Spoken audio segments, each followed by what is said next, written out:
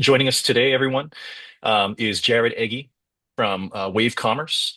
Jared and I know each other from college, actually. We're mutual graduates from University of Washington, the business school there. And then we both joined Amazon. At the time, Amazon wasn't doing a ton of recruiting out of undergrad. We were part of a very, very early wave of hiring called, oh, God, I don't even remember what it was called. But Jared, you were actually in an FC doing area management first, right? Yeah, I was. Yeah, I don't know if they have that program anymore, hiring undergrad into the area manager. I broke the system. But no, it's quite the job having a 22-year-old go and manage 40 and 50-year-olds in a FC environment and actually I don't know if they've restarted for a period of time they did stop because I don't maybe it was considered a failure or something, but it's it was quite a I don't know if you want me to jump in my experience and background, but Please, that's please do where it. I started. Yeah, I went to Allentown, Pennsylvania, ABE2, if anyone's familiar with the FC codes. And I was in inbound operations.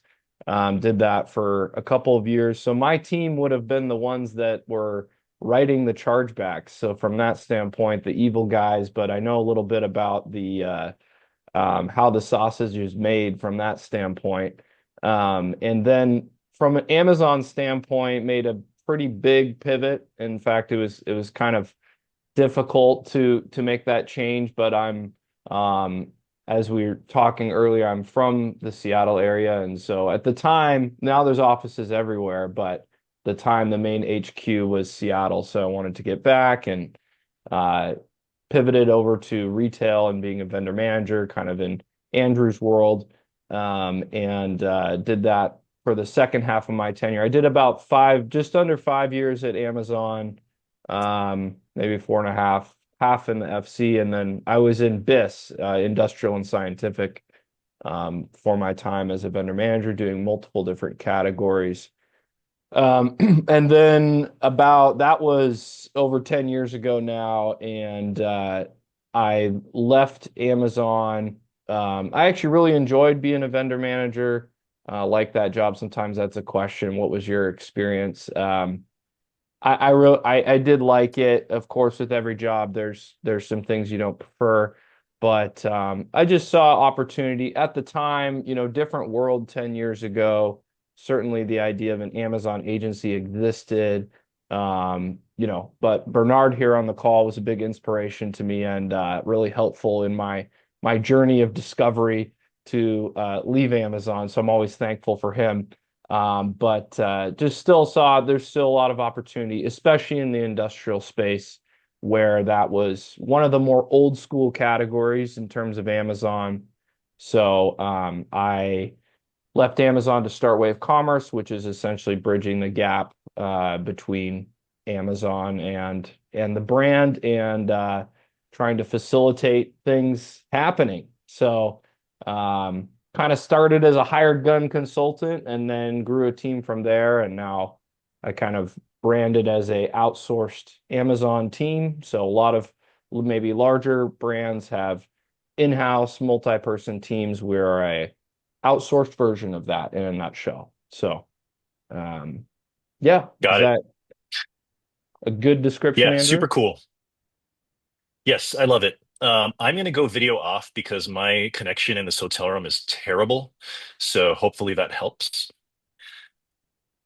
Um, Great. So everybody, this is your opportunity to ask a lot of operational questions related to fulfillment center operations, this as well. But we've got a bunch of questions already submitted. If you have additional questions, please feel free to submit them using the Q&A function anonymously here or the chat function, and we'll get to them as soon as we can. All right. Selfishly, Jared, before we get to the submitted questions, I really want to go deeper on your point about enjoying vendor management because I feel like maybe one in four vendor managers I talked to or former VMs enjoyed the job. If you can briefly tell me what about that job did you like, and why do you think most people dislike it compared to you? Well, I really enjoyed the part. Well, I describe of what I left Amazon to do was to amplify the part that I liked, which I felt like a chunk of the job, which people think should be all or most of the job, but it was really, as we know, Andrew and Bernard was only maybe less than 50% of the job is interfacing with the external brands and working on their businesses. I really liked that ownership of the P&L. Big part of the job is managing internally. I didn't love that part. But I really liked I really liked the working with the brands and going through kind of in that space. It was really more e-commerce discovery in the industrial space because we were going to trade shows and talking to brands that were really apprehensive about Amazon at the time. And so doing a bit of sales and bringing them around to the idea and kind of watching that flower bloom. So that was just specifically in that category was more the case. It would have been a different Got it. world in like consumer electronics or what have you. So yeah. Got it. Yeah. So you were still in that era where Amazon was re adding selection as rapidly as possible, and that was definitely a fun time to be a vendor manager because The it was just wild the talking to Wild people and growing their West. business. Yep. Yeah. All right. Well, let's start with user submitted questions. First, we got one through our anonymous question form online. Person says, we sell equally in two major categories. They have an SVS, but it's only providing support in one of the categories. However, their SVS accrual is being invoiced across both categories, even though that SVS only supports one. Is that right? And if not, how do they correct it? Um, no, I mean I've never had that occur, but that should not be correct if it's an accrual and they're only supporting you in one category and you're being billed for both. And no, I mean that would be a conversation with, I would start with the SVS and then determine it's kind of good to have to, if you can identify an ally. There's a variety of topics where, whether it be Amazon advertising or, where you have maybe stakeholders in an area, and SVS would be one where you can kind of get them on your side. So, I'd recommend a conversation with them and then kind of put the ball in their court. What would you suggest? Should we approach the vendor manager? It's not going to be the vendor manager's decision or the SVS's decision to be able to fix that. It's going to have to go to the vendor manager, but getting them on your side as opposed to going straight to the vendor manager would be how I would go about it.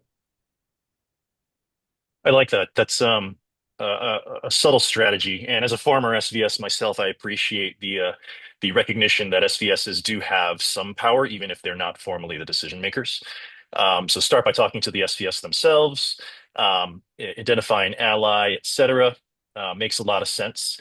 Um, Bernard adds that it's an administrative situation, and that you need to actually request the approval via the CSM's manager to open access to the other GL. In my experience, that is usually the case, is that this is an administrative problem and you need somebody to help you fix it. That said, as any category vendor manager knows, if you have a situation where you're getting an outsized amount of resources, you're going to fight whether you're supposed to or not to not share those resources. And so if I was a vendor manager and you're in the category that the SVS is supporting today, I might not readily want that SVS to go work on other things at the same time. So, again, to Jared's point, enlisting allyship is a really, really smart move. If there has been any sort of overpayment or any sort of financial transaction stuff that needs to be corrected there, Jared or Bernard, is there anything that a brand can do? Over Well, I mean, I guess if you weren't getting support for a period of time, I don't know if you could necessarily claw that back. I would try to maybe use it as a negotiation chip for something else in the future, something in your back pocket. That would be pretty complicated to try to, if you're saying like, if a portion of that catalog was getting the accrual for a period of time, but you weren't getting the support, being able to identify what that amount is and get that back, I don't know if that would be possible. Yeah. I agree that Amazon's not going to write you a refund check. It's really, really, really unlikely unless you have a ton of market power and this is the hill you're willing to die on. And I don't recommend that being the hill you choose. But that you can usually get some kind of credit for it, whether it's in something less desirable like a merch accrual or something more desirable like an actual negotiation input. I do find that when you know that something isn't possible with Amazon, but it makes business or world sense, and you can connect with the vendor manager and kind of agree on that, and also just raise your hand and say, I know you're not going to be able to get this money back for me, but it feels wrong. Then you can then spin that instead of trying to kick against the pricks and try to get something you know you can't get just to prove a point. Um, just kind of immediately trying to align again, like creating an ally, and more of trying to leverage that into something else that you can get. Speeding that process instead of trying to bulldoze your way to something that you know is probably not possible is, what I would recommend. Yep. Makes a lot of sense to me. In general, I feel like a consistent theme across these sessions has been um, finding the fine line between investing in a relationship with your vendor manager, which maybe isn't super worthwhile given the tenure that often goes into those things, versus investing in some amount of recognizing these people are humans, and trying to develop allies, even if it doesn't mean trying to become friends with your VM and expecting them to do personal favors for you. There's a lot of middle ground there that I think brands really struggle with, and yeah, Amazon does as well. All right. While we're on the subject, somebody else submitted a question about incorrect products associated with their catalog. They see a lot of products that don't belong to them show up in retail analytics, and they're worried that it's impacting their reporting, their net PPM, particularly as they enter negotiation season. Um, what do you think about that, and how can they get that resolved? Um, okay, so yeah, items that are showing up in the catalog. I mean, you start with a case pointing it out, not that that's necessarily going to get anywhere. Um, I would recommend in that case, you start with pointing it out and just thinking to the next step where they would come back and give you maybe a nonsense non-answer. I would point out other because likely those products should be in some other category, so you need to try to lead the support associate to water. And this is before I would get to an escalation step. But pointing out other products, like I've had this happen in terms of like it was an industrial brand and they were getting iPhone accessories show up in their catalog. So being able to point out, if it's just five ASINs and there's 200 other ASINs associated with that brand, pointing those products out and saying that these should likely go together. They don't go in my catalog. That can be helpful because it allows the support associates always looking for ASINs that they can kind of reverse engineer. So you may think that's self-explanatory, but again, leading them to water, showing them examples so that they could do that. Um, Obviously, if you have a AVS CSM, this is something to involve them with after, you could go straight to them or after you submit a case. Um, there's going to be a lot of noise in the vendor central data. Dealt with something recently where in the pricing file, there's products that have incorrect replenishment categories in the pricing file, but then actually in Amazon's system, it's all correct. And why those two things don't jive up, I couldn't tell you. But is there any negative business impact? The only negative impact is it's just a little disorganized there's no actual negative business impact. It's so, what I urge folks to do is to, yeah, the question, is there a net PPM impact? Well, you can investigate that, figure out if there is. Sometimes you find things that are frustrating or not actually having a business impact. You need to just get over it. and move on to things that actually have a business impact. Now, if it has a business impact, because if it doesn't have a business impact, it may be tough to get your AVS or your VM to do anything about it. Then it just becomes more frustrating to you. So there are some things that you're just going to have to overlook. But yeah.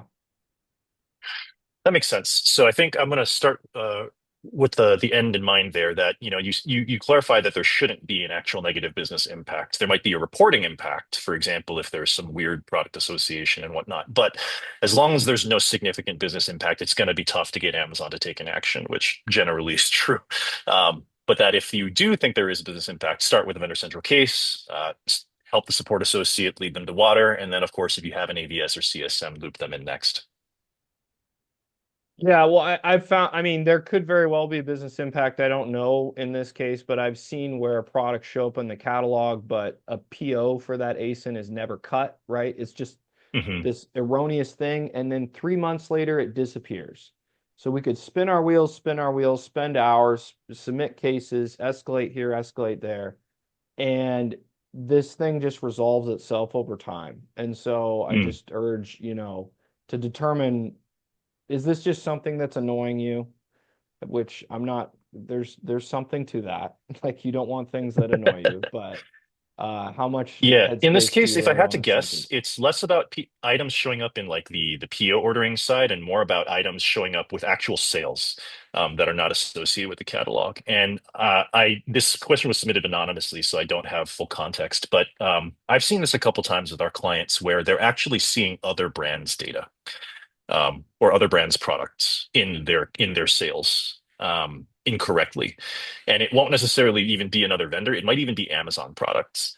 Some of my favorite examples of this are Ring cameras and doorbells showing up randomly in people's sales data, or Echo devices with like their actual unit sales volume and whatnot, somehow getting attributed to this vendor, and it completely throwing off all their metrics because, say, for example, they're a $10 million a year supplements company and they get a CE product associated with them, every single one of their metrics gets completely thrown off, at least in Vendor Central. Um, Yeah, and in those I've actually cases, I don't know if there was a big issue with Ring products because I've seen that as well across vendors that I've worked with.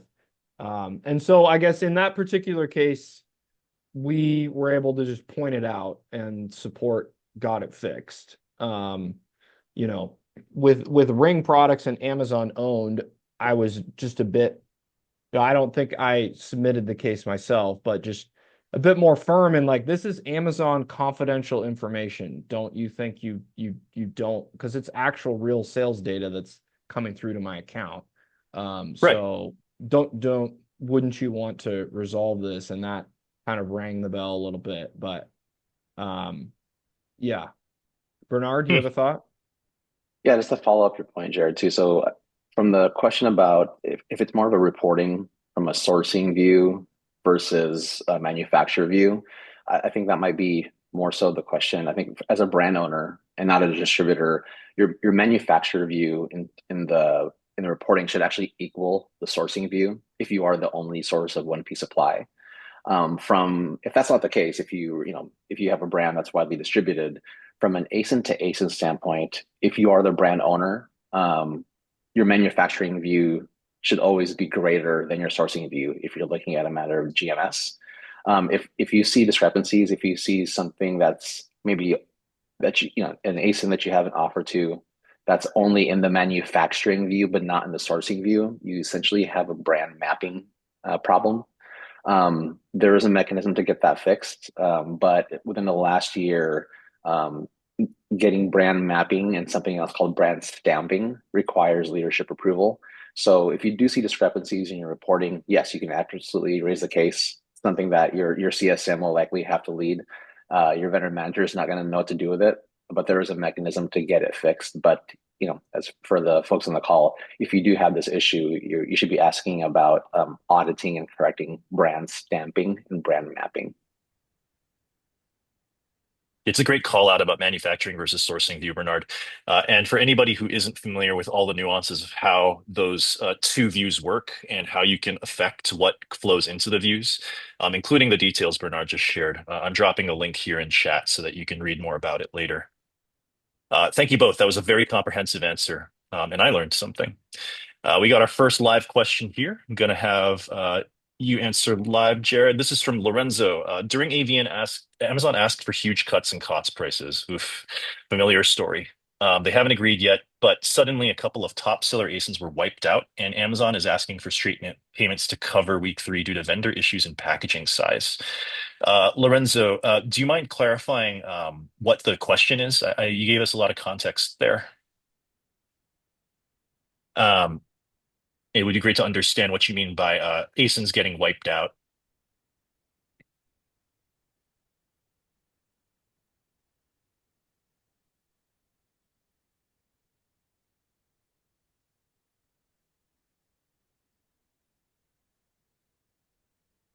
And of course, Jared, if you have anything to add while we're waiting for Lorenzo, please feel free. He just Oh, okay. Sorry, he clarified. The ASINs are no longer live, so it sounds like they suppressed um, top seller ASINs in, and Amazon is asking for straight payments to cover uh, something. I mean, we're seeing, I mean, I would say last year and then even more so this year, suppressions due to negotiation and even like it seems like that, I don't know, Andrew or Bernard, I don't think that really exists when I was at Amazon where that's actually if you have someone else look at the ASIN, it's coded with that, like due to negotiation. And that was something that was interesting to me. I had someone else at Amazon look at an ASIN. You know, the vendor manager is not necessarily going to admit that, but I found that interesting as that is a move I'm seeing more often. Yeah, I can chime in on that too, Jared. So I think Lorenzo's question, you know, sometimes it's coincidence that an ASIN goes away outside of the circumstances of Amazon negotiating or cost reductions or not. I think the first step you want to do is really understand the suppression first. You need to probably do the diligence to figure out, is it crapped out? Or is it a regional suppression? Or is there a suppression related from a direct fulfillment versus in-network standpoint? I think you probably want to understand that before you fully commit to the ask if it's a cost reduction and they genuinely remove the feature offer. I think a good telltale sign, if you want to check if something is regionally suppressed or crapped out, log out of your customer account, Amazon.com, and log in as a business. If you have a business account, Business Prime, um, if you log in through Amazon Business, you actually don't see regional suppressions. You don't see direct fulfillment or in-network suppressions. If you log in with a business account and you see that there's no feature offer, then that kind of gives you an idea that the product is crapped out. If it is crapped out, um, that's a separate discussion from, it helps justify the cost reduction, but there's obviously other ways to check if, why there's no feature offer. Is it compliance? Did you update content recently? Did you include a word? Did you include like mold in a bullet point or, something like that? So there's a few checks and balances you want to check, but at least, do the diligence and ask, your vendor manager, if you have access to him or her, of why they see the feature offers disappeared. I think Lorenzo followed up about, Vendor Central says no active offer. Um, Mhm. so the package info. So there's other catalog attributes on the back end that used to be kind of like nice to haves that are now required to have a feature offer. Sometimes you don't have a main image, it goes away. Sometimes, if you're like in the automotive category, there's a weird attribute called like model year that's required. So there's some weird ancillary stuff that previously were optional attributes.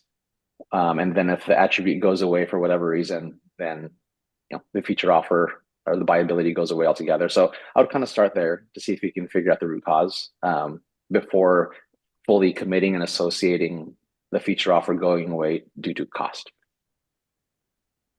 Yep.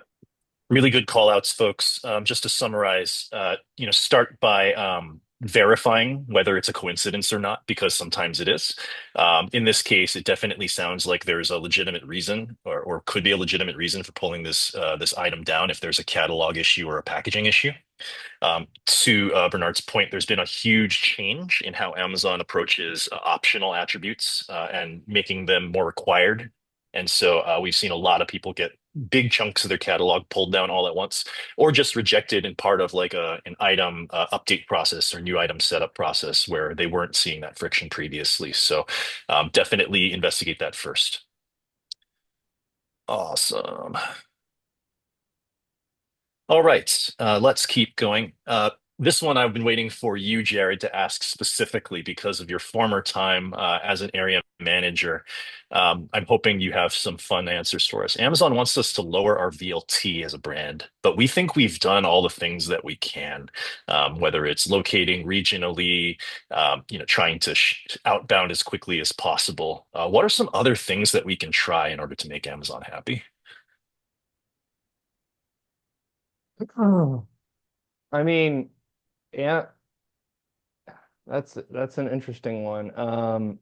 Because I don't know that, like, even in my time of vendor manager, it's not really a metric we focused on as much because you there's not a whole lot of ways you can move the needle there. Ultimately, in terms of vendor lead time, ensuring that, and the biggest indicators are shortages and chargebacks in terms of the receive process. So if you've optimized everything in terms of their outbound, which it says that they have, and transit time, then all you can really do is have you done everything in terms of the receive process at Amazon. So I don't know, without like more context on this person of what they have done. They've they've said they've done everything they can on the outbound side. Um, I What are some would examples that question come to that. mind that you would want to check? Well, if they, sometimes they said we've done everything, and then I find out that they're shipping out of one location. So obviously, like, your vendor lead time shipping out of one location is going to be not as optimal as shipping out of multi-location. So it may not be feasible for them to add additional locations, or it might be feasible. That's something that is more a part of a long-term strategy and doesn't happen overnight. But when they say they've done everything, well, what does that mean? I would want to parse that out a bit, and that would be a big one. You've Yep. got a lot of companies shipping out of one location when it's possible that they have multi-location and they've just chosen to ship Amazon out of one location and they're not being flexible in that. I would want to explore that. Um, and then if they physically only have one warehouse, one location, maybe smaller business, um, looking in, have they looked into the options of 3PLs? What's the Yep. feasibility there? Um, but I haven't seen vendor management push really hard on that topic. So, you wouldn't necessarily, it may not be worth that brand's time to move mountains to become a multi-location operation just because vendor management's saying we need to improve VLT.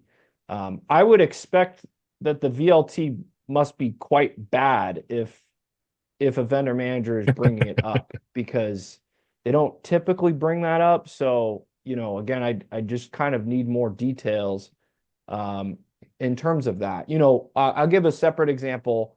A brand doesn't know what they don't know. They say, yeah, our vendor manager is saying our co-op is under category standard and we can't continue doing business at this co-op and we think our co-op is fine. And then but I don't know what that co-op is. So I ask, well, Uh-huh. what is your co-op? And they say, oh, it's 2%. Well, yeah, 2%, you're gonna get yelled at every year, and some of them may, let you somehow you negotiate your way out of it. But yes, 2% is way under any it doesn't matter what category. I don't need to know what category you're in. We understand it, and there was a time in the past where Amazon was signing brands at any co-op amount all over the place. They've standardized since then. But again, it's kind of like what is your perception of what is the norm or what is Hmm. the definition of I've done everything. Um, Yep. so Yeah, that makes sense. So, the, shipping out of multiple locations versus one is one thing they can check on the outbound side, but that it's kind of vague otherwise. You mentioned, once you've done everything you can in the outbound side and knowing that we can't verify that, that you can turn to optimizing the receiving process at Amazon. What are some of the top things that come to mind for you that a brand could do there? I mean, making sure that you have a clean catalog, that's the first thing in terms of pack quantity sizes. Um, Looking at programs like, license plate receiving and standard where cartons that single ASIN cartons that can be, you're removing possibility for failure in the receive process when you do that. Not to say that Amazon can't handle anything you throw at them, but these are all potential points of failure. So if you start removing those and making that receive process more efficient, and a lot of times, the question is like, well, have we done everything that we can? Well, um, no, it's not necessarily a reasonable target to say that we'd like to achieve zero shortages. But shortages is an indicator that perhaps there's of course, they don't give you any root cause, like the shortage occurred because of this. But shortages would be one, and then chargebacks would be another. Chargeback is much more helpful in terms of if you're getting like ASN related chargebacks, then you know what you need to work on. If it's a ASN mismatch, is this a digital problem or a physical problem? And then you can set out to fix that. Um, but uh, but yeah, just taking those steps to make the receive process as seamless as possible. And those ones, I would say, moving to the license plate program or um, having not having multi-SKU cartons is a great thing to go. That's not necessarily going to present itself in chargebacks because you don't have to do that. Um, Hmm. Right. That's more about your own product decisions and optimizing to your point for Amazon receiving and trying to help them not make errors, even though they are technically capable of doing a bunch of things. The simpler your eaches, inners, cartons, boxes, etc., universe is, the less likely it is that Amazon is going to accidentally do some kind of weird 10x receiving or outbound issue that has a big financial impact on your company. mhm. So that makes a lot of sense. One more submitted question. How do auto renewals of accruals work? And I'm going to copy this question in the chat because I've never heard of this before, so I'm not sure how to even restate it for you. So let me open up my chat window here and drop this in. How do auto renewals of accruals work? How to best track all of auto renewal and cancel by dates? Can we get out of auto renewals? And before anybody answers, the reason this was confusing to me is that in my experience, both as a vendor manager, as a consultant, and even now in the periodic times I get to see this for brands, um, I've never seen an agreement auto accept the renewal. I've seen an agreement auto generate the renewal and have it available for signature in Vendor Central, but I've never seen it automatically agreed to. Jared or Bernard, is that something that you've actually seen? Um, well, I mean, if the agreements are staying the same, you don't have to go in and accept every single year. So if the accruals have stayed the same year over year, then and in some cases, brands that does happen for years at a time. Only when something has changed do you have to like so. So it just has a new agreement in the agreements portion. I don't know. Yeah, I'll chime in on that too, Jared. So if the question is related to the estimated auto renewal date when you go into Vendor Central, look at your agreements. Um, the standard agreements, if you have regular co-op, a freight allowance, a damage allowance, that renewal date should reflect what it was when it was put into play from the last AVN, right? So most accruals end on the end of March. So you should be seeing kind of those, if your agreement dates are set conventionally, it'll be the same. There are some other contra cogs types of accruals that if you log into Vendor Central every day, the estimated renewal date keeps moving out by a day, or it's like tomorrow, and it's always going to be tomorrow.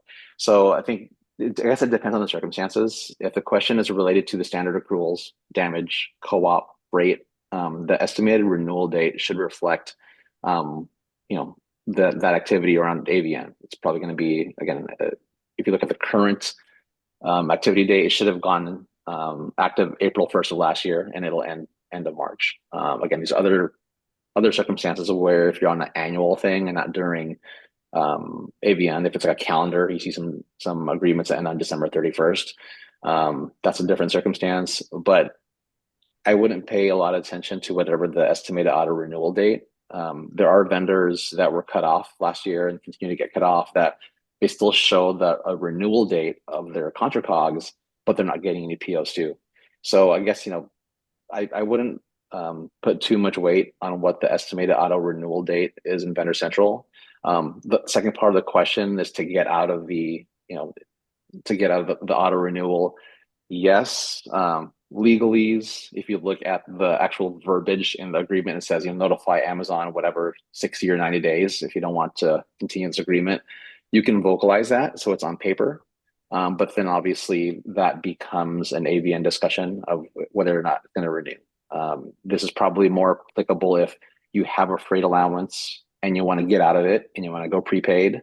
It also goes into play the other way. If you currently have a freight allowance and you want to get out of it, the other way around. So I guess it just depends on the circumstances. But the short answer is if the question is related to the renewal dates in Vendor Central, I don't really pay a lot of attention to those. If you want clarification, obviously ask your VM to specify when the current agreement goes into effect and if he or she does expect it to auto renew without any type of negotiation at the next APN cycle. Yeah, I don't know if Got there's it. any I like learned something today. I don't know if there's much positive impact of getting out of auto renewal because that's either Amazon, if they don't have an agreement, they're going to put those provisional agreements in, which are likely higher than your existing agreements, or they're going to shut off POs. I mean, these are not outcomes that are likely positive. Of course, we would need to know more context of this particular situation, but I can't see a case where that would play into the brand's favor. So, um, Yeah, that's a great call out that if the goal here is to get out of auto renewals because you want to use it as a negotiation lever or you want to pay less or um, you think that it creates some kind of leverage for you in the AVN, that might be a mistake. That's not necessarily how it works because to Jared's point, they'll just put in provisional terms or they'll stop ordering from you. And if those aren't outcomes that you're prepared to face, then don't do that. And I don't know why you would, and we don't necessarily know that there's a positive impact to actually going through with that process. Ultimately, it makes more sense to me to think about your terms across all of your agreements, including ones that auto renew. Thinking about what your total position as a business is, net of all of those agreements. And of course, if you're trying to actually reduce Amazon's margins year over year, you're in for an uphill battle no matter what you're trying to do. Potentially an impossible battle. But if you're specifically trying to get out of a specific program, to Bernard's point, then certainly you can talk to your vendor manager about changing from we pay to they pay or vice versa, and that impacting like a freight allowance. All right. In our last couple of minutes here, a question that I've been asking everybody, you've probably heard me ask it in previous sessions, Jared and Bernard, but one to open up for you here. What are some tactics that Amazon is using these days to pressure vendors that vendors should be really aware of?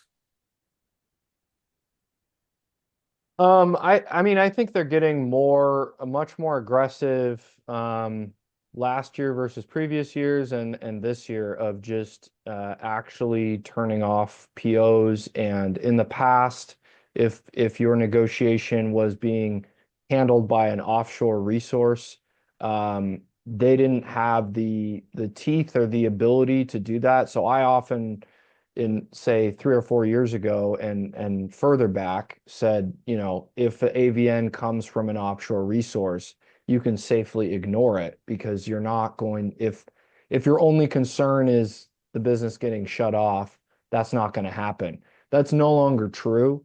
And so, it does. I don't know if this is directly answering your question, Andrew, but I think the biggest one is that they're coming with more teeth in terms of shutting off selection, either the full catalog or portions of the catalog, or this we talked about earlier in the call, the suppression due to negotiation on particular SKUs.